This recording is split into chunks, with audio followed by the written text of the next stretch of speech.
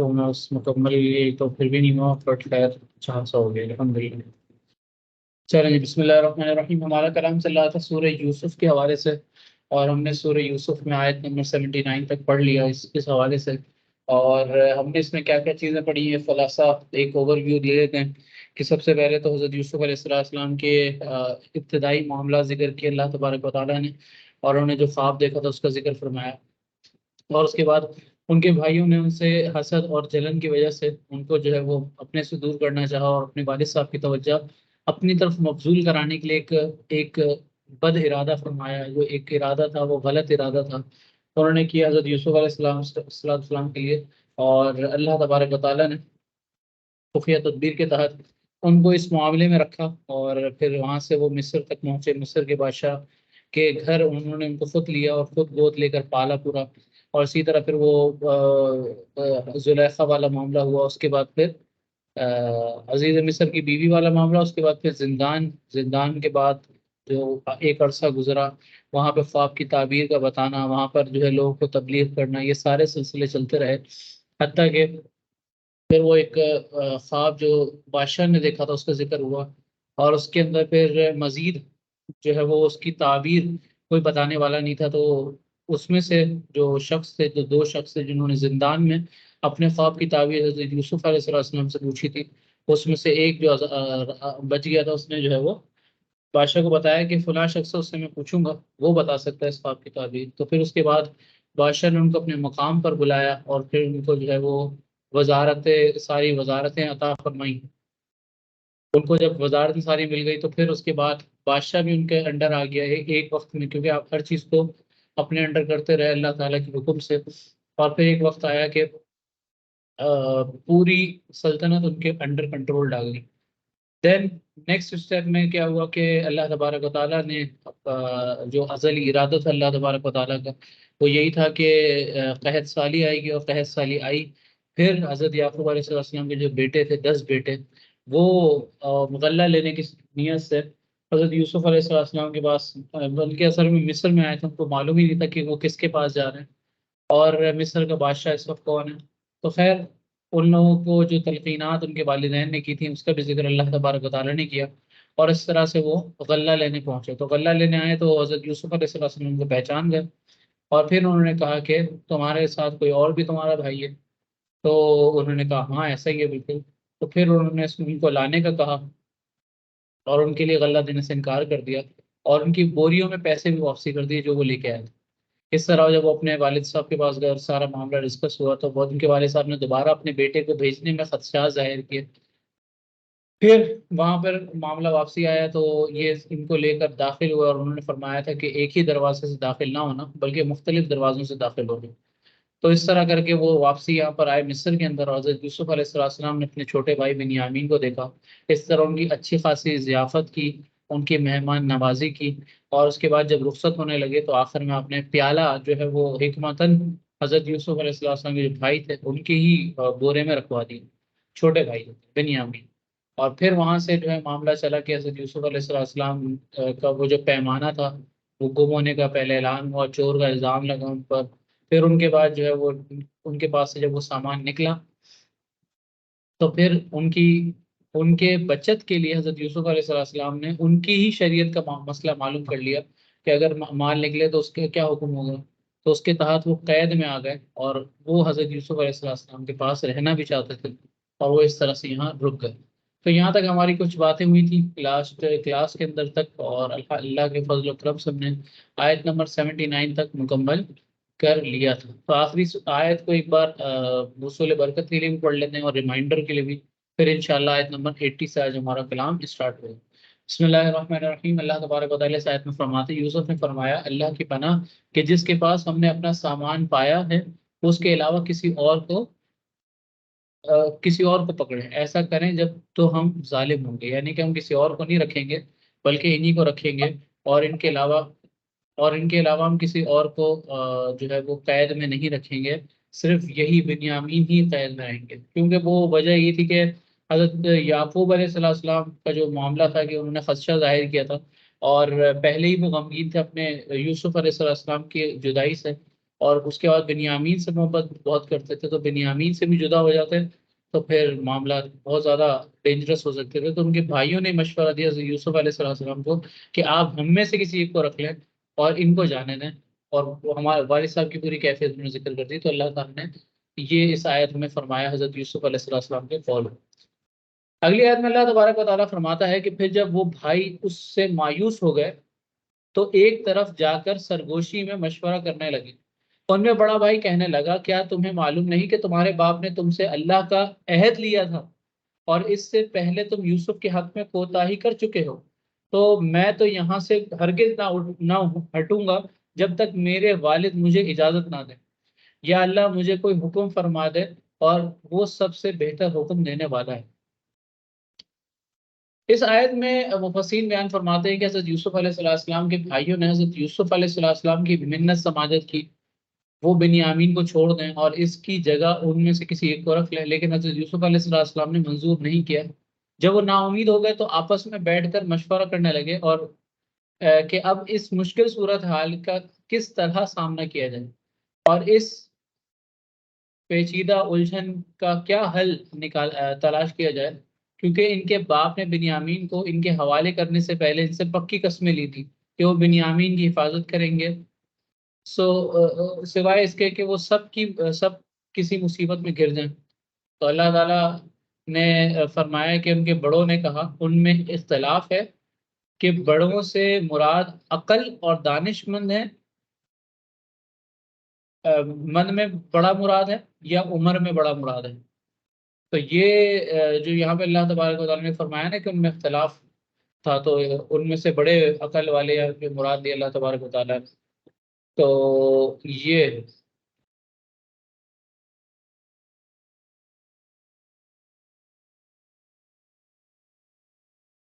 اس کے حوالے سے مزید روبیل نے کہا کہ اگر ہم بنیامین کے بغیر اپنے باپ کے پاس واپس گئے تو یہ بڑے شرم کی بات ہے، ہم لوگ پہلے بھی یوسف کے معاملے میں خیانت کر چکے ہیں اور ہمارے اس اقدام سے ہمارے باپ بہت رنج اور غم میں مبتلا ہوں گے، اور جب ہم بنیامین کے بغیر باپ کے پاس جائیں گے تو وہ یہی سمجھیں گے کہ جس طرح ہم نے پہلے یوسف کے معاملے میں خیانت کی تھی، اسی طرح بنیامین کے معاملے میں بھی خیانت کی ہے، اور نیز وہ یہ بھی سمجھیں گے کہ ہم نے جو پکی قسمیں کھا کر باپ سے ان کی حفاظت کا وعدہ کیا تھا، ہم نے ان قسموں اور ان وعدوں کو پورا نہیں کیا۔ اگلی آیت میں اللہ تبارک و تعالیٰ ارشاد فرماتا ہے، تو تم اپنے باپ کے پاس لوٹ کر جاؤ، پھر عرض کرو، اے ہمارے باپ، بے شک آپ کے بیٹے نے چوری کی ہے اور ہم اتنی ہی بات کے گواہ ہیں جتنی ہمیں معلوم ہے، اور ہم غیب کے نگہبان نہ تھے، اور اس شہر والوں سے پوچھ لیجئے جس میں ہم تھے، اور اس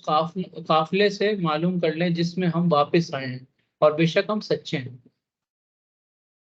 جب یعقوب یا حضرت یوسف علیہ السلام کے بھائیوں نے اس معاملے میں غور و فکر کیا تو انہوں نے یہ طے کیا کہ وہ واپس جائیں گے جس طرح واقعہ پیش آیا ہے، بلا اس میں بغیر کوئی کمی بیشی کرے، اسی طرح اپنے والد صاحب کے سامنے بیان کریں۔ اگر یہ کہا جائے کہ انہوں نے بغیر خود دیکھے یا بغیر کسی کو گواہی کے کیسے یہ شہادت دی کہ بنیامین نے چوری کی ہے، اس کا جواب یہ تھا کہ انہوں نے یہ دیکھا کہ پیالہ اسی جگہ بوری میں رکھا تھا جس جگہ ان کی سوار اور کوئی داخل نہیں ہو سکتا تھا۔ ہر جن یہ عین شاہد تو نہیں تھی، لیکن یہ واقعاتی شہادت ہے، اور واقعاتی شہادت پر جو ہے وہ کچھ دلائل ہیں جو قرآن و حدیث سے ملتے ہیں، جیسے کہ سورہ یوسف کے آیت نمبر 26 سے 28 میں اللہ تعالیٰ نے ارشاد فرمایا تھا کہ اور اس عورت کے رشتہ داروں میں سے ایک شخص نے گواہی دی، اگر اس کی قمیض آگے سے پھٹی ہو تو عورت سچی ہے اور وہ جھوٹی ہے، اور اگر اس کی قمیض پیچھے سے پھٹی ہو تو عورت جھوٹی ہے اور وہ سچے ہیں۔ پھر جب ان کی قمیض پیچھے سے پھٹی ہوئی دیکھی تو اس نے کہا، بے شک یہ تم عورتوں کی سازش ہے، اور بے شک تمہاری سازش بہت سنگین ہے۔ اس واقعے میں جس شہادت کا ذکر ہے یہ بھی عینی شہادت نہیں ہے، لیکن اللہ تعالیٰ نے اس شہادت کا انکار نہیں کیا اور نہ اس شہادت کی مذمت کی، بلکہ اس شہادت کی حکایت کر کے اس کو مقرر اور ثابت رکھا، اس سے معلوم ہوا کہ واقعاتی شہادت بھی حجت ہوتی ہے۔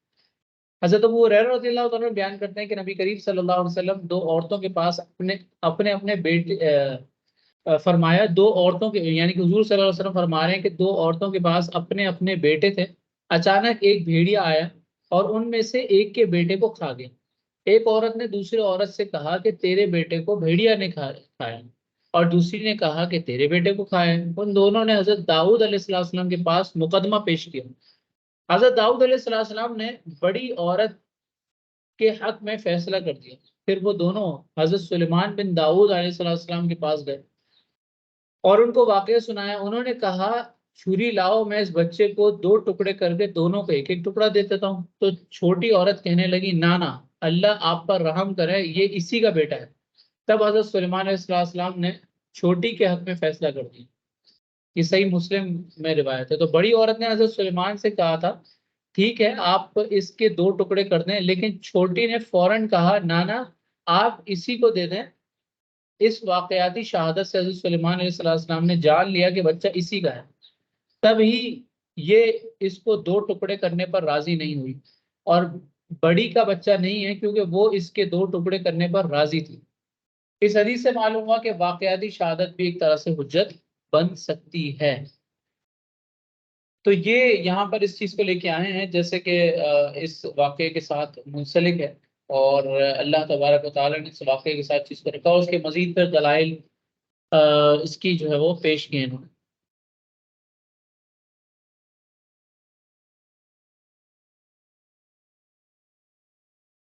اب واقعاتی شہادت پر کچھ عقلی دلائل ہے کہ یہ ہے کہ ایک شخص کا تازہ تازہ گلا کٹا ہو اور اس کے پاس ہی ایک شخص خون سے بھری بھری ہوئی چھری لے کر کھڑا ہو اور اس کے کپڑوں پر خون کے چھینٹے ہیں، تو یہ اس کا ثبوت ہے کہ یہی شخص قاتل ہے۔ اور اگر بعد میں لیبارٹری ٹیسٹ سے ثابت ہو جائے کہ چھری پر لگا ہوا خون اور مقتول کا خون ایک ہی ہے، تو پھر اس کے قاتل ہونے میں کوئی شبہ نہیں ہے، اور یہ بھی واقعاتی شہادت کی ایک عقلی دلیل ہے۔ اور دوسری صورت یہ ہے کہ ایک شخص کو گولی لگنے سے وہ مر گیا، اور اس کے پاس ایک شخص پکڑا گیا جس کے ہاتھ میں پستول تھی، اور بعد میں پوسٹ مارٹم کی رپورٹ میں ثابت ہوا کہ مقتول کے جسم سے جو گولی برآمد ہوئی ہے وہ اسی نمبر کی ہے جس نمبر کی گولیاں اس کی پستول میں۔ اب اس شخص سے قاتل ہونے میں کوئی شبہ نہیں ہے، اور یہ بھی ایک طرح سے واقعاتی شہادت ہے۔ تو الغرض قرآن مجید، احادیث اور عقلی قرائن سے یہ ثابت ہے کہ واقعاتی شہادت بھی شرعی حجت اور عقلی دلائل ہیں۔ اب ظاہر سی بات ہے یہ وہ چیزیں ہیں کہ جو آپ اور میں تو بہت مشکل سے ان چیزوں پر پہنچ پاتے ہیں، مگر یہ ہے کہ کورٹ کچہری کے اندر یہ چیزیں چلتی ہیں، مگر وہاں پر بھی اگر اسلامی لاء ہو تو اس کے اندر پھر یہ چیزیں آپ کو سمجھ بھی آئیں۔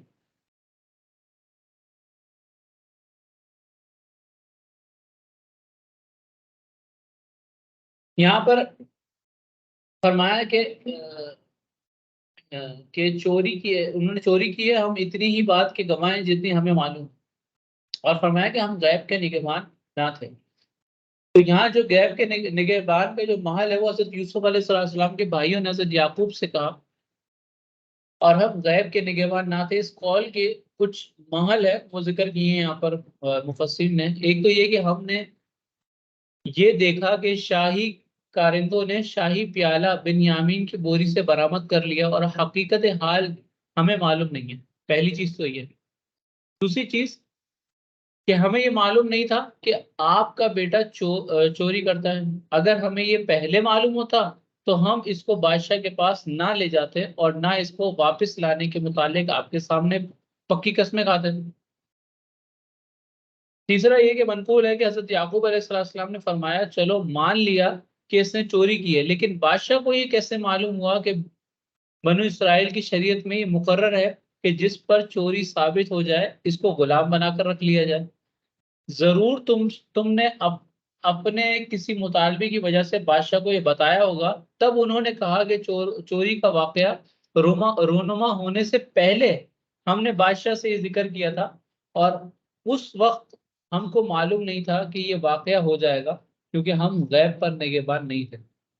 تو یہ اس کی کچھ وجوہات یا اس کا ایک کچھ محل ہو سکتا ہے۔ اور یہاں پر مزید انہوں نے فرمایا کہ اور شہر والوں سے پوچھ لیجئے جس میں ہم تھے، یعنی کہ اس بستی والوں سے. تو حضرت یعقوب علیہ السلام کے بیٹوں نے حضرت یعقوب علیہ السلام سے کہا تھا کہ آپ بستی والوں سے پوچھ لیجئے جس میں ہم تھے. اکثر اس میں مفسرین اس پر اتفاق کرتے ہیں کہ اس بستی سے مراد مصر ہے، اور بعض نے کہا کہ اس بستی سے مراد جو مصر کے دروازے پر تھے، یعنی کہ جو لوگ دروازے پر تھے اس پر جو ہے نا وہ مراد. یہاں سے ہمیں ایک اور چیز بھی پتہ لگی کہ جب کوئی شخص آپ سے بدگمان ہو جائے، ٹھیک ہے، ایک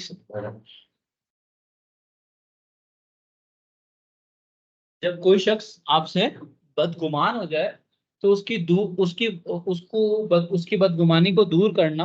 اور اس کی وضاحت پیش کرنا، یہ ایک مستحب طریقہ ہے اور ایک اچھا طریقہ ہے. اور اس آیت سے ہمیں پتہ لگتا ہے کہ جب انسان کوئی غلط فہمی یا بدگمانی آ جائے تو اس کی غلط فہمی کو دور کرنا یا بدگمانی کو دور کرنا ایک اچھا طریقہ ہے. اور آ، اس میں جو ہے وہ متعدد احادیث میں بھی اس کے بارے میں ذکر آتا ہے. جیسے کہ نبی کریم صلی اللہ علیہ وسلم کی زوجہ حضرت صفیہ رضی اللہ تعالیٰ عنہ بیان کرتی ہیں کہ نبی کریم صلی اللہ علیہ وسلم رمضان کے آخری عشرے میں مسجد میں اعتکاف میں بیٹھے ہوئے تھے. میں آپ کی زیارت کے لیے گئی اور کچھ دیر آپ سے باتیں کرتی رہی. جب میں جانے لگی تو نبی صلی اللہ علیہ وسلم مسجد کے دروازے تک مجھے چھوڑنے آئے. جب میں ام سلمہ کے دروازے تک پہنچی تو دو انصاری گزرے. نبی صلی اللہ علیہ وسلم نے فرمایا ذرا ٹھہرو، یہ صفیہ بنت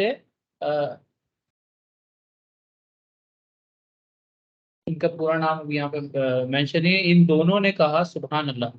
یا رسول اللہ، اور ان کو یہ وضاحت ناگوار ہوئی. نبی صلی اللہ علیہ وسلم نے فرمایا شیطان انسان کے خون کی گزر گاہوں میں یعنی کہ رگوں رگوں میں پہنچ جاتا ہے، اور مجھے یہ خطرہ ہوا کہ وہ تمہارے دلوں میں کوئی بدگمانی نہ ڈال دے. یہ صحیح بخاری کی روایت ہے، صحیح مسلم کی بھی روایت ہے. تو اس سے ہمیں پتہ لگا کہ چھوٹی سی چھوٹی بدگمانی بھی جو ہے نا اگر پیدا ہوتی ہے کسی کے ذہن میں گمان میں تو اس کو دور کرنا چاہیے. اور دوسری چیز ہمیں یہ بھی ہے، شریعت ہمیں یہ بھی حکم دیتی ہے کہ اپنے آپ کو، اور خاص طور پہ مہذب دینی کو، اپنے آپ مہذب دینی کو کسی ایسے مقام پر پیش کرنا ہی نہیں چاہیے جہاں پہ بدگمانی پیدا ہو. جیسے کوئی اگر مہذب دینی ہے، جیسے کوئی عالم دین ہے، ایک تو یہ بھی مہذب دینی ہے. ایک وہ جو دین سے وابستہ افراد کے ساتھ ہی اٹھتا بیٹھتا ہے، یا ایسا کہ جو اس سے کچھ نہ کچھ ریلیٹ کرتا ہے، جیسے کوئی مذہبی امور کا بندہ ہو، ٹھیک ہے، یا مسجد کمیٹی کا ممبر ہو،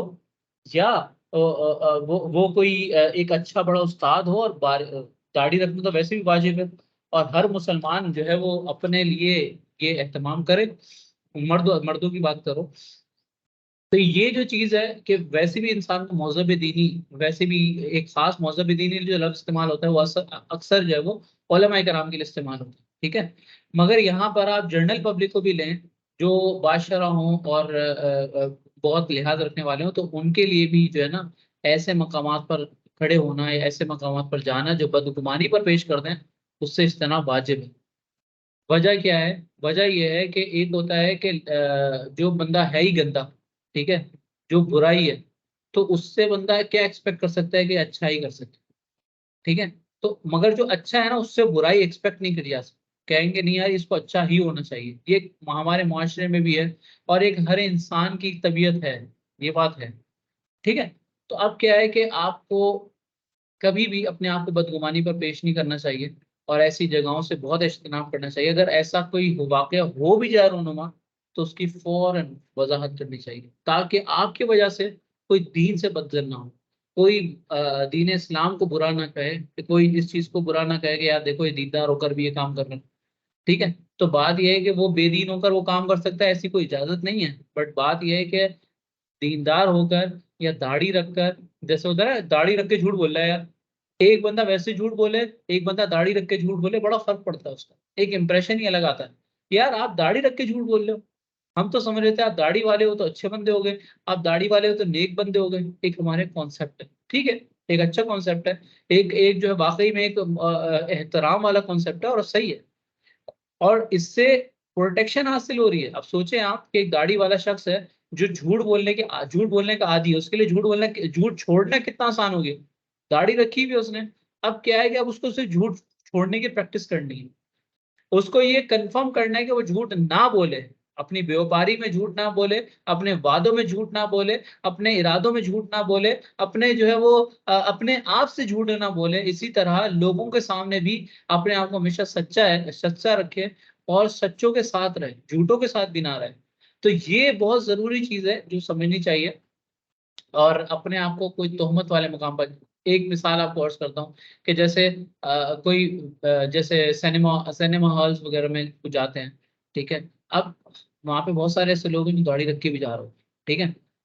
مشاہدہ کرنا پڑتا ہے نا آپ کو، اب جاتے ہو 10,000 جگہوں پہ، آپ دنیا میں جاتے ہو اور وہاں پہ آپ بہت ساری چیزیں دیکھتے ہو، بٹ بات یہ ہے کہ وہاں پر ایک مہذب دینی کا ہونا نا واقعی میں ایک الارمنگ سچویشن ہے کہ وہاں پہ وہ کیوں جا رہے ہیں۔ اسی طرح کوئی شراب کا اڈا ہے یا جواریوں کا اڈا ہے یا نشیوں کا اڈا ہے، وہاں پہ کوئی مہذب دینی کا موجود ہونا ایک اس کے لیے شان کے خلاف ہے۔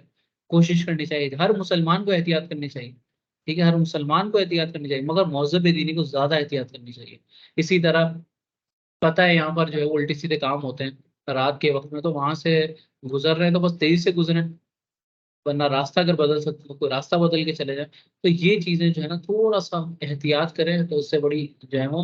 بدگمانیاں پیدا نہیں ہوں گی۔ اسی طرح آفس میں بھی ہوتا ہے، بسا اوقات اسکول کالج کے اندر بھی ہوتا ہے کہ جیسے کو ایجوکیشن سسٹم میں پڑھ رہے ہوتے ہیں، وہ ایک کانسیپٹ ہوتا ہے کہ یار وہ لڑکوں میں آپس میں چل رہا ہوتا ہے، تیری بندی ہے، وہ میری بندی ہے، وہ اس کی بندی ہے، اور لڑکیوں میں چل رہا ہوتا ہے یہ جو لڑکا ہے نا یہ میرا ہے بس، اور وہ کس کا ہے، وہ فلانے کا ہے، وہ فلانی کا ہے، وہ فلانی کا ہے، اور اگر یہ ہو جائے میرے ساتھ، اور وہ تب ایکس وائی زی جو بھی ان کی باتیں چلتی ہیں۔ بات یہ ہے کہ ایسی مقامات پر ویسے بھی انسان بچنا بڑا مشکل ہو جاتا ہے، اسکول میں خاص طور پر جب کچے ذہن ہوتے ہیں، بہت زیادہ کچے ذہن ہوتے ہیں، اور اس کے اندر یہ کیفیات جذبات جاگ جائیں غلطی سے، یہ واقعی میں غلطی سے جاگتے ہیں۔ اور اگر مطلب یہ ہے کہ جب پتہ ہوتا ہے نا انسان کو، تب یہ معاملات ہوتے ہیں زیادہ۔ جب انسان کو پتہ ہی نہیں ہوگا، انفارمیشن ہی نہیں ہوگی، تو وہ آگے بائی پاس کیسے کرے گا اس چیز کو؟ اس کو ہر چیز ہرڈل لگے گی، مگر جب چیز پتہ لگ جاتی ہے تو ہرڈل نہیں رہتا۔ تو یہ ہم نے معاشرے میں بہت دیکھا ہے، اور کو ایجوکیشن کے اندر پڑھائی کے ساتھ ساتھ پھر وہ الٹی سیدھی کاموں میں لگ جاتے ہیں۔ اسی طرح پھر وہ ایک جو حیا ہوتی ہے نا، حیا، یہ ختم ہو جاتی ہے، عورتوں کے ساتھ بھی اور مردوں کے ساتھ بھی، دونوں کے ساتھ مسئلہ ہے، ٹھیک ہے۔ تو اب جو چیز ایک ہارمونس سچویشن اللہ تعالیٰ نے رکھی ہے ہر کسی کے ساتھ نا، وہ چینج ہوگی، وقت کے ساتھ ساتھ چینج ہوگی، اس کو آپ روک نہیں سکتے۔ وہ ایک اسٹیج آئے گا کہ جب انسان بالغ بلوغت کی طرف جائے گا تو وہ ہارمونل جو چینجز آتے ہیں اس کے اندر یہ چیزیں، اگر انسان ان چیزوں میں پڑ جائے تو اس کی زندگی برباد ہو جاتی ہے، اور ہم نے دیکھا ہے ایسے لوگوں کو جن کی زندگی برباد ہو گئی اس چکر میں کہ وہ ان چکروں میں پڑ گئے، ٹھیک ہے۔ تو ہر کام کا ایک وقت ہوتا ہے، اور اس وقت میں ہی وہ کام اچھا لگتا ہے۔ تو اس سے پہلے اگر آپ اس طرح کے کوئی کام کرنے لگ جائیں گے تو آپ اپنے آپ کو ایک طرح سے ذلت میں پیش کر رہے ہیں، برائی پہ پیش کر رہے ہیں، اسی طرح اپنی معاملات کو خراب بھی کر رہے ہیں، اور ایک اعتبار سے بدگمانی پہ بھی اپنے آپ کو پیش کر رہے ہیں کہ یار یہ لوگ آپ سے خواہ مخواہ بدگمان ہوں گے، ٹھیک ہے۔ تو اور بھی بہت سی ایگزامپلس دی جا سکتی ہیں اس کی۔ تو امید ہے کہ آپ کو یہ بات سمجھ میں آئی ہوگی۔ اگلی آیت میں اللہ تبارک و تعالیٰ ارشاد فرماتا ہے کہ یعقوب نے فرمایا بلکہ تمہارے نفس نے تمہارے لیے کچھ ہیلا بنا دیا ہے، تو عمدہ صبر کرو، تو عمدہ صبر ہے، ان قریب اللہ ان سب کو میرے پاس لے آئے گا، بے شک وہی علم والا حکمت والا ہے۔ اور یعقوب نے ان سے منہ پھیرا اور کہا ہائے افسوس یوسف کی جدائی پر، اور یعقوب کی آنکھ غم سے سفید ہو گئی، تو وہ اپنا غم برداشت کرتے رہے۔ تو بھائیوں نے کہا اللہ کی قسم آپ ہمیشہ یوسف کو یاد کرتے رہیں گے یہاں تک کہ آپ مرنے کے قریب ہو جائیں گے یا فوت ہی ہو جائیں گے۔ یعقوب نے کہا میں تو اپنی پریشانی اور غم کی فریاد اللہ ہی سے کرتا ہوں، اور میں اللہ کی طرف سے وہ بات جانتا ہوں جو تم نہیں جانتے۔ اللہ، یہاں پر حضرت یعقوب علیہ السلام نے جب اپنے بیٹوں کی بات سنی، تو جب جس طرح انہوں نے حضرت یوسف کی متعلق ان کو دی ہوئی خبر پر یقین نہیں کیا تھا، انہوں نے اس خبر پر بھی یقین نہیں کیا۔ اور فرمایا بلکہ تم نے اپنے دل میں سے ایک بات بنا لی ہے، اور اس سے ان کی مراد یہ تھی کہ تم نے جھوٹ کہہ لیا ہے، بلکہ اس کے مراد یہ تھی کہ بنیامین کو میرے پاس سے نکالنے اور اس کو مصر لے جانے اور اس سے منفعت حاصل کرنے کے لیے تم نے ایک بات بنا لی تھی، اس کے نتیجے میں مصیبت آئی۔ تم نے اس کو اپنے ساتھ لے جانے کے لیے بہت ضد کی تھی، اور اس کو اپنے ساتھ واپس لانے کے لیے عہد و پیما کیے اور قسمیں کھائیں، لیکن تم نے جو کچھ سوچا تھا تقدیر میں اس کے بالکل خلاف ہے۔ اب یہاں پر حضرت یعقوب علیہ السلام نے فرمایا تو اب صبر جمیل ہی مناسب ہے، یعنی کہ یہاں جو فرمایا نا کہ ہاں عمدہ صبر،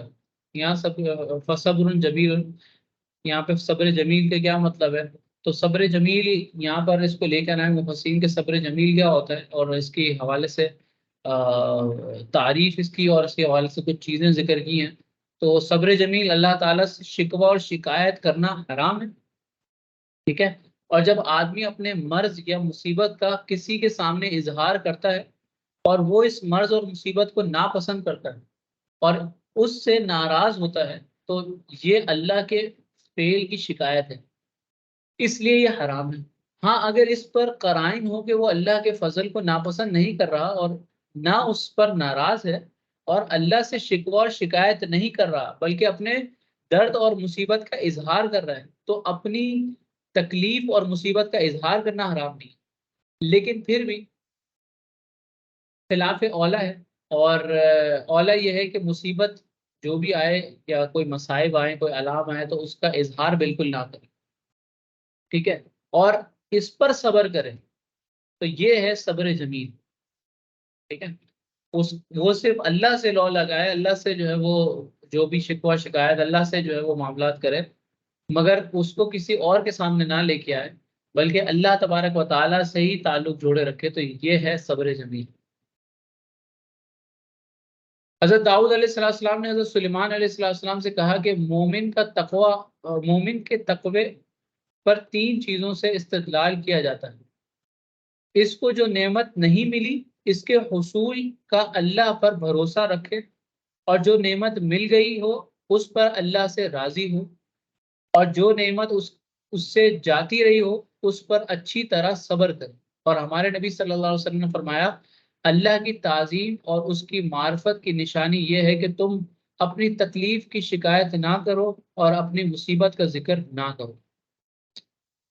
تو یہ بڑا اس پر وہ ہے معاملہ، اور صبر جمیل پر بڑا ہی اجر ہے، جیسا کہ حدیث میں آتا ہے کہ حضور صلی اللہ علیہ وسلم نے فرمایا کہ اللہ تبارک و تعالیٰ ارشاد فرماتا ہے، یہ حدیث قدسی ہے، جب میں اپنے مومن بندے کو کسی مصیبت یا مرض میں مبتلا کرتا ہوں اور وہ اپنے عیادت کرنے والوں سے میری شکایت نہ کرے تو میں اس کو قید سے آزاد کر دیتا ہوں، اور اس کا گوشت پہلے گوشت سے بہتر بنا دیتا ہوں، اور اس کا خون پہلے خون سے بہتر بنا دیتا ہوں، اور اثر نو اس کے اعمال شروع کر دیتا ہوں، یعنی کہ بالکل سٹارٹنگ سے شروع ہو جاتا ہے۔ تو یہ بھی ہمیں ملتا ہے، اور بھی بہت ساری روایتوں میں اس حوالے سے ہے۔ اور پھر یہاں پر حضرت یعقوب علیہ السلام نے فرمایا کہ آ، حضرت اور یعقوب نے ان سے منہ پھیر لیا اور کہا ہائے افسوس۔ اس کے حوالے سے مفسرین فرماتے ہیں کہ حضرت یعقوب علیہ السلام نے ہائے افسوس یوسف علیہ السلام کی جدائی پر، اور فرمایا تھا، یہ کہا تھا۔ حضرت ابن عباس رضی اللہ تعالیٰ عنہ نے کہا کہ اس کا معنی ہے ہائے افسوس، ہائے یوسف کے اوپر میرا طویل رنج ہونا۔ اور اسی طرح مختلف روایتوں میں مختلف چیزیں بیان کی گئی ہیں، اور یہاں پر ہائے افسوس جو انہوں نے کہا وہ اس میں کوئی شکوہ شکایت نہیں تھی، بلکہ اس میں جو ہے وہ ایک ندامت اور ایک افسوس والا معاملہ تھا کہ یہ جو ان کے ساتھ معاملہ ہوتا رہا اس کے حوالے سے۔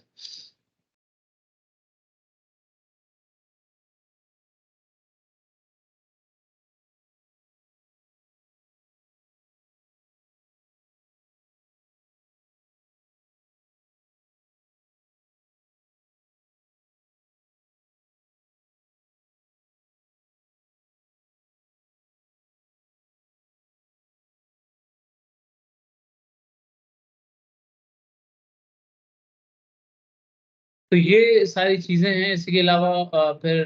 معاملہ تھا کہ انہوں نے بھائیوں نے جو قسم کھائی تھی، اور اللہ کی قسم کہ آپ ہمیں یوسف، آپ ہمیشہ یوسف کو یاد کرتے ہیں رہیں گے یہاں تک کہ آپ اس دنیا سے جانے کے قریب ہو جائیں گے. تو اس آیت کے تحت مفسرین بیان فرماتے ہیں کہ آ، حضرت یعقوب علیہ السلام نے فرمایا مجھے اللہ کی طرف سے ان باتوں کا علم ہے جن کا تم علم نہیں رکھتے. یعنی اللہ تعالیٰ کی رحمت، اس کا احسان اور اس کی وحی سے میں ان چیزوں کو جانتا ہوں جن کو تم نہیں جانتے ہو. اور وہ اللہ تعالیٰ میرے لیے وہاں سے کشادگی لے کر آئے گا جہاں کا مجھے علم بھی نہیں ہے. اس میں یہ ارشاد ہے کہ حضرت یعقوب علیہ السلام کو یہ توقع تھی کہ ان کو اور ان کی حضرت یوسف علیہ السلام سے ملاقات ہو جائے گی. اور اس کی کچھ وجوہات ہیں کہ روایت میں ہے کہ حضرت یعقوب علیہ السلام کے پاس ملک الموت آئے تو آپ نے اس سے پوچھا تھا آیا تم نے میرے بیٹے حضرت یوسف کی روح قبض کر لی ہے؟ اس نے کہا نہیں ہے اللہ کے نبی. پھر اس نے مصر کی طرف اشارہ کیا، آپ اس کو وہاں ڈھونڈیں. دوسرا یہ کہ حضرت یعقوب علیہ السلام کو علم تھا کہ حضرت یوسف علیہ السلام کا خون سچا ہے، کیونکہ حضرت یوسف میں سعادت، شرافت اور کمال کے آثار بھی نمایاں تھے، اور ان جیسے لوگوں کے خوابوں میں خطا نہیں ہوتی. یہ بھی ہو سکتا ہے کہ اللہ تعالیٰ نے حضرت یعقوب علیہ السلام کی طرف وہی نازل کی ہو، وہ ان قریب ان کو حضرت یوسف سے ملا دے گا، لیکن اس کا وقت معین نہ ہو. اس لیے ان کا دل میں جو ایک معاملہ تھا، اضطراب تھا، وہ یہاں پہ فرمایا. لیکن ان سے ملاقات کا بہرحال یقین تھا ان کو. تو یہ ساری کچھ وجوہات ہیں اس کی. اللہ تعالیٰ کی رحمت سے جو ہے وہ مایوسی کو یہ یہاں پر لے کے آئے ہیں مفسرین. فرماتے ہیں کہ اللہ تعالیٰ کی رحمت سے مایوسی کفر ہے. اس کی کیا وجہ ہے؟ حضرت یعقوب علیہ السلام نے فرمایا اے میرے بیٹوں، جاؤ یوسف اور اس کے بھائی کو تلاش کرو. جب ان کے دلائل سے حضرت یعقوب علیہ السلام نے جان لیا کہ مصر کا بادشاہ ہی دراصل حضرت یوسف ہیں، تو انہوں نے اپنے بیٹوں سے کہا جاؤ جا کر یوسف اور اس کے بھائی کو تلاش کرو. حضرت ابن عباس نے کہا اللہ کی روح سے مراد اس کی رحمت ہے. قتادہ نے کہا کہ اس سے مراد اللہ کا فضل ہے. ابن یزید نے کہا اس سے مراد اللہ کی کشادگی ہے، اور یہ تمام الفاظ متقاربات ہی ہیں. تو خیر، اللہ تبارک و تعالیٰ کی یہاں سے رحمت سے کوئی مایوسی نہیں تھی، مگر اللہ کی رحمت سے مایوسی کفر ہے. کیونکہ انسان اللہ کی رحمت سے اس وقت مایوس ہوگا جب اس کو یہ عقیدہ ہوگا کہ اللہ تعالیٰ کو اس کی مراد کا علم نہیں ہے، یا اس کا یہ عقیدہ ہوگا کہ اس کو ہے لیکن وہ اس کی مراد کو پورا کرنے سے عاجز ہے، اس پر قادر نہیں ہے. یا اس کا یہ عقیدہ ہوگا کہ اس کو علم اور قدرت تو ہے لیکن وہ بخیل ہے معاذ اللہ، اور ایسا کرے گا نہیں. اور یہ تمام چیزیں یہ جو تمام وجوہات ہیں یہ کفر کی ہیں، کفریاں ہیں. تو اس سے ہمیں پتہ لگتا ہے کہ مایوسی کفر ہے. اس کے پیچھے کیا ریزن ہے؟ یہ 3 ریزنز ہو سکتے ہیں. یا تو بندہ یہ سمجھ رہا ہے کہ اللہ تبارک و تعالیٰ اس کی مراد سن نہیں سکتا، تو معاذ اللہ ایسا تو کوئی ہے نہیں معاملہ. اللہ تعالیٰ ہم وقت ہمیں سن رہا ہے، ہمیں دیکھ رہا ہے، ہمیں جان رہا ہے، سب کچھ معاملات. ٹھیک ہے. اسی طرح اس کے علم میں ہے، ہم میں مدد کرنے سے عاجز ہے، ایسا بھی نہیں ہے معاملہ. اللہ تبارک و تعالیٰ ہر شے پر قادر ہے. اسی طرح ایک اور قضیہ بھی بنتا ہے، وہ یہ کہ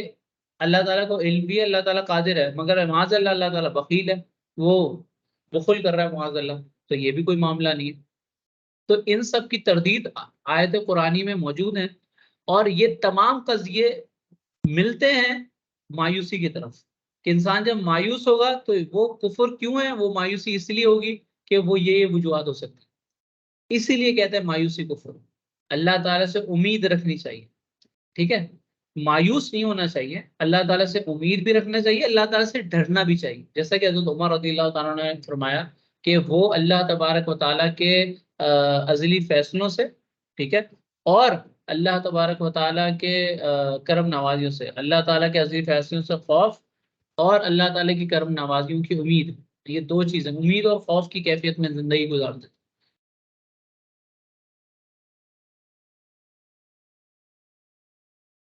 ٹھیک ہے جی. آگے فرمایا اے بیٹو تم جاؤ اور یوسف اور اس کے بھائی کا سراغ لگاؤ اور اللہ کی رحمت سے مایوس نہ ہو، بے شک اللہ کی رحمت سے کافر لوگ ہی نا امید ہوتے ہیں۔ تو اس آیت کے حوالے سے ہم نے ذکر کر دیا، اور پھر جب وہ یوسف کے پاس پہنچے تو کہنے لگے اے عزیز، ہمیں اور ہمارے گھر والوں کو مصیبت پہنچی ہوئی ہے۔ اور ہاں اچھا، ایک اور چیز میں رہ گئی، سوری، ایک اور چیز بھی تھی۔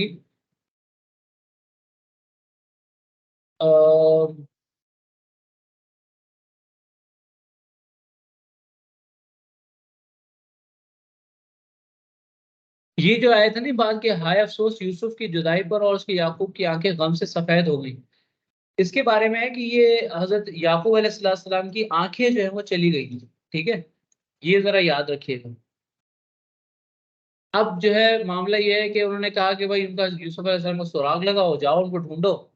اور اللہ کی رحمت سے مایوس نہیں ہو، کیونکہ مایوسی جو ہے وہ کفر ہے۔ پھر جب وہ حضرت یوسف کے پاس پہنچے تو کہنے لگے اے عزیز، ہاں، ہمیں اور ہمارے گھر والوں کو مصیبت پہنچی ہوئی ہے، اور ہم حقیر سا سرمایہ لے کر آئے ہیں، تو آپ ہمیں پورا ناپ دے دیجئے اور ہم پر کچھ خیرات بھی کیجئے، بے شک اللہ خیرات دینے والوں کو صلہ دیتا ہے۔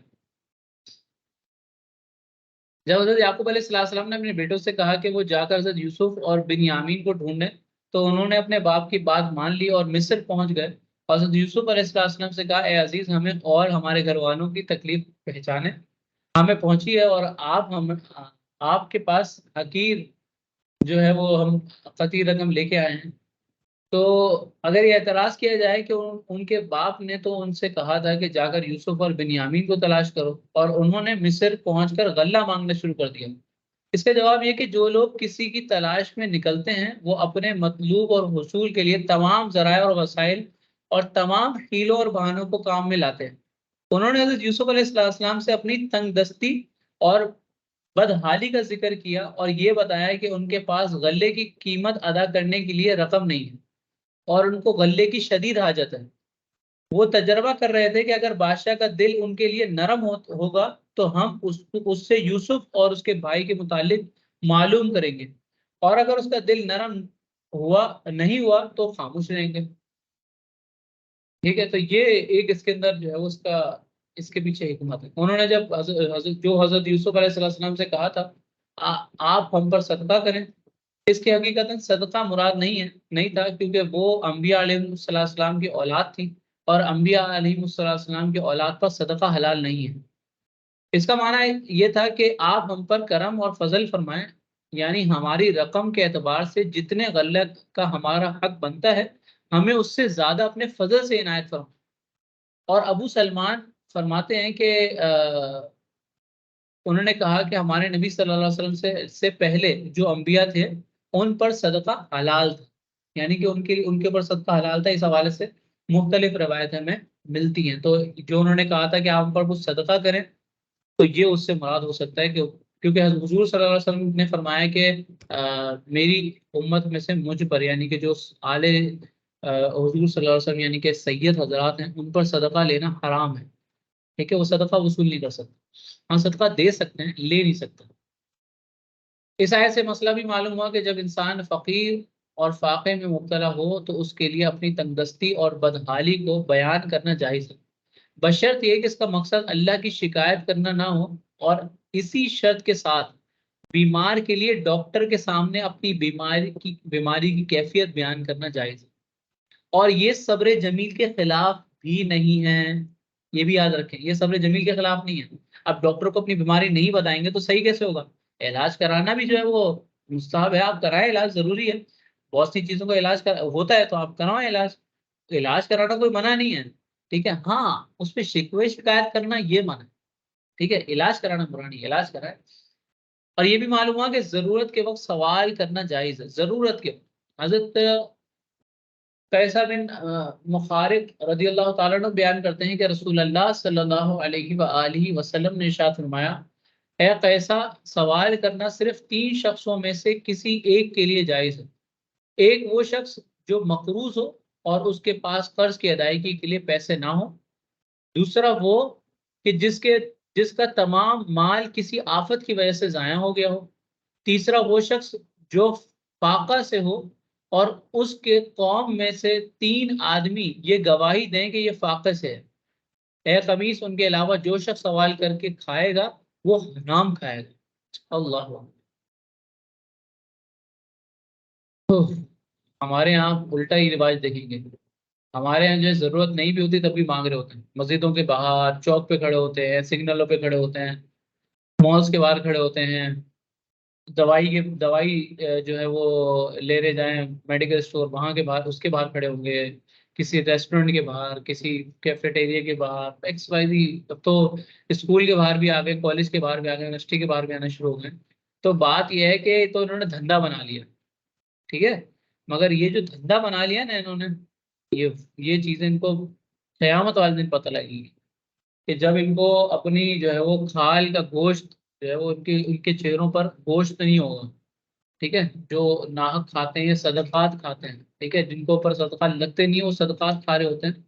ان کے چہروں پر گوشت نہیں ہوگا، روایت کے مطابق مفہوم حدیث بیان کر رہا ہوں۔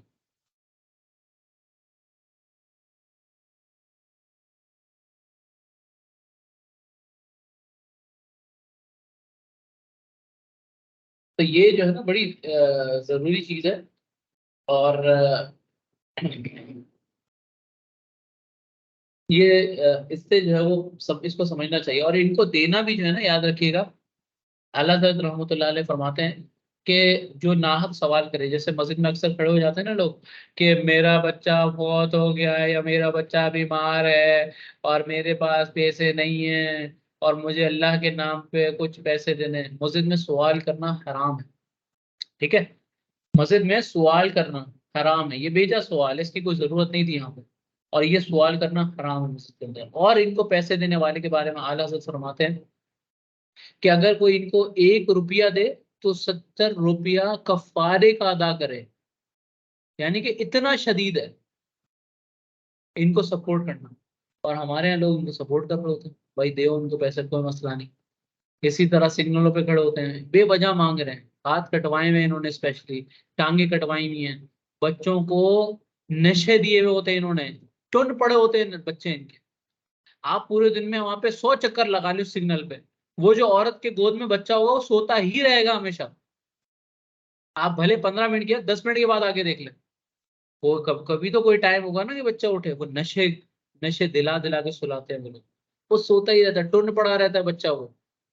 یہ تو حالات ہیں ان لوگوں کے، کتنے لوگ ایکسپوز ہوئے ہیں کہ وہ لنگڑا رہے ہیں اور ایک دم سے جو ہے وہ جب ٹیم آئی، 2 ڈنڈے پولیس نے لگائے تو دوڑ کے بھاگ گئے،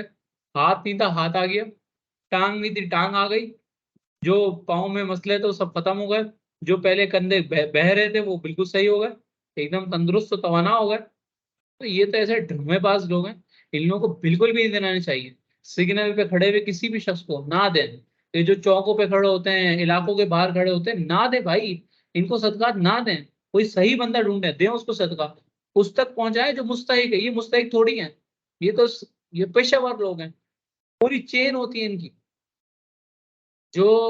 اچھی اچھی منسٹریز تک جاتی، منسٹریز تک، سیریس بتا رہا ہوں آپ کو، اور یہ چیزیں بکی ہوئی، آپ لوگوں سے بھی کوئی چیز رکھی چھپی تو نہیں ہے نا، یہ چیزیں ایکسپوز بھی ہوئی ہیں کہ بھائی یہ چوک بکی ہوئی ہوتی ہے، چوکے بکی ہوئی، سوچے آپ اس کے لیے بیٹھے ہوئے تو وہ زندگی بھر وہیں بیٹھے رہیں گے، آپ کو اگلا بندہ چینج ہوتا وہ نہیں دکھے گا، اس کی نسل ہی آگے بیٹھے گی وہاں پہ۔ تو بات یہ ہے کہ جب انسان کو حرام لگ جائے نا منہ پہ تو پھر حلال سمجھ نہیں آتا، محنت کشی کہاں ہوتی ہے پھر، حرام آ رہا ہے بس آنے دو یار، خیر ہے، کیا کرنے، کون جا کے محنت کرے، کس کی گالیاں سنے، یہاں سے بیٹھ کے کوئی مسئلہ تھوڑی ہے۔ اب یہ بھی کام آسان نہیں ہے، ویسے بہت مشکل کام ہے، مگر کیا ہے اس کو انہوں نے آسانی دیکھ لی ہے، اپنے لیے یہی کام آسان سمجھ لیا انہوں نے۔ تو یہ وہ چیز ہے جس سے بچنا چاہیے، اللہ تعالیٰ ہم سب کو ہدایت دے۔ تو حضرت یوسف علیہ السلام کے بھائیوں نے کہا کہ اللہ صدقہ کرنے والوں کو جزا دیتا ہے، یوں نہیں کہا کہ اللہ آپ کو جزا دے، کیونکہ اس کے خیال میں بادشاہ کافر تھا اور کافر کو آخرت میں اجر نہیں ملتا، اس لیے انہوں نے جھوٹ سے بچنے کے لیے توریہ کیا اور کہا اللہ صدقہ کرنے والوں کو جزا دیتا ہے۔ حدیث میں ہے کہ توریہ کے ساتھ کلام کرنے میں جھوٹ سے بچنے کی گنجائش ہے، تو یہ اس کا معاملہ ہے۔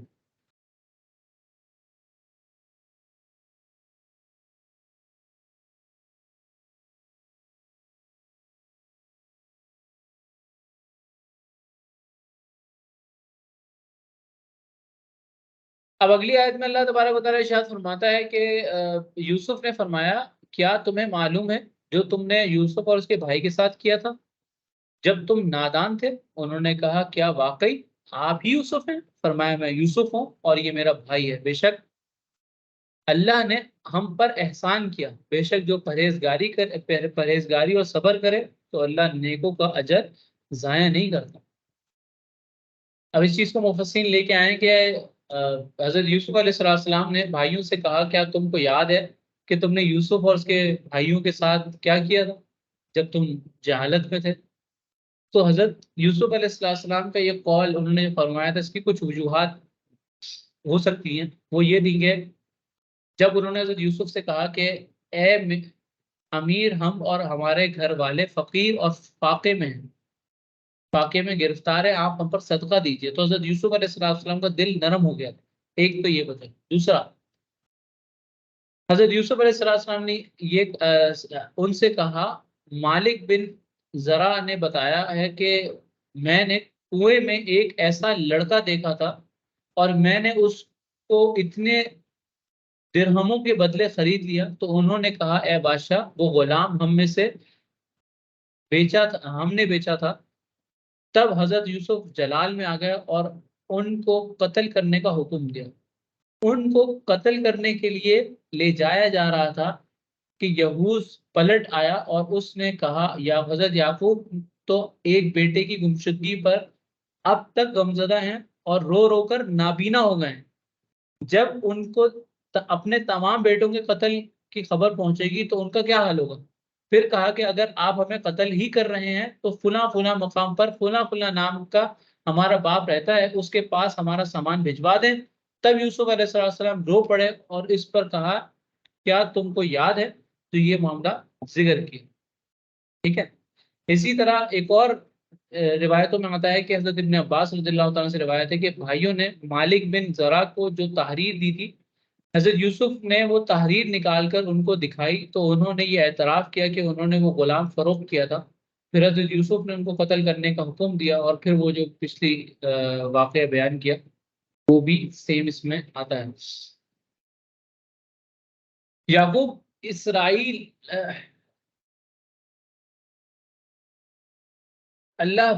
اسرائیل اللہ بن اسحاق ذبیح اللہ بن ابراہیم خلیل اللہ کی جانب سے عزیز مصر کے نام حمد الہی کے بعد ہم وہ لوگ ہیں جو نسل در نسل مصائب میں مبتلا رہے اور میرے دادا کے ہاتھ پاؤں باندھ کر انہیں آگ میں ڈال دیا گیا تھا تاکہ وہ جل جائیں، تو اللہ نے ان کو نجات دی اور آگ کو ان پر ٹھنڈا اور سلامتی والا بنا دیا، اور میرے باپ کے گلے پر چھری رکھی گئی تھی تاکہ اس کو ذبح کر دیا جائے، تو اللہ تعالیٰ نے ان کا فدیہ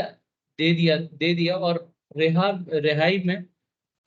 اور رہا میں تو میرا جو سب سے محبوب بیٹا تھا اس سے اس کے بھائی جنگل میں لے گئے، پھر میرے پاس خون آلودہ قمیض لائے اور کہا اس کو بھیڑیا نے کھا لیا۔ میں جب سے اس کے فراق میں رو رہا ہوں، اور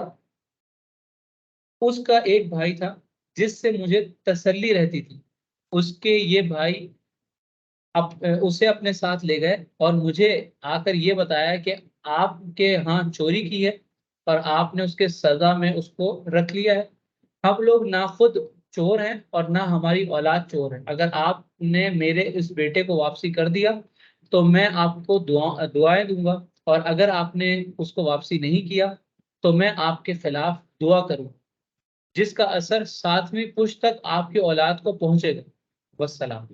جب حضرت یوسف علیہ السلام نے یہ مکتوب پڑھا تو بے اختیار آپ کی آنکھوں سے آنسو جاری ہو گئے، اور بھائیوں نے پہچان لیا کہ بادشاہ ہی دراصل یوسف علیہ السلام ہے۔ تو یہ ہمیں واقعات ملتے ہیں، اور اللہ تبارک و تعالیٰ نے اس کو ثبت فرمایا ہے۔ یوسف نے کہا کہ کیا تمہیں معلوم ہے کہ جو تم نے یوسف اور اس کے بھائیوں کے ساتھ کیا تھا؟ انہوں نے کہا کیا واقعی آپ یوسف ہیں؟ فرمایا میں یوسف ہوں اور یہ میرا بھائی ہے، بے شک اللہ نے ہم پر احسان کیا، بے شک جو پرہیزگاری اور صبر کرے تو اللہ نیکوں کا اجر ضائع نہیں کرتا۔ انہوں نے کہا اللہ کی قسم، بے شک اللہ نے آپ کو ہم پر فضیلت دی اور بے شک ہم خطا کار تھے۔ فرمایا آج تم پر کوئی ملامت نہیں، اللہ تمہیں معاف کرے اور وہ سب مہربانوں سے بڑا مہربان۔ ٹھیک ہے، تو یہاں تک جو ہے یہ واقعہ ہمارا جو ہوتا ہے، اور پھر جب حضرت یوسف علیہ السلام کے بھائیوں نے ان کو پہچان لیا اور پھر وہ معاملہ ہوا سارا جس کا ذکر یہاں پر اس آیت میں ہو گیا، اب اس کے بعد اللہ تعالیٰ کیا فرماتا ہے کہ میرا یہ کرتا لے جاؤ۔ اب حضرت یوسف علیہ السلام نے اپنا کرتا شریف دیا کہ میرا کرتا لے جاؤ اور اسے میرے باپ کے منہ پر ڈال دینا،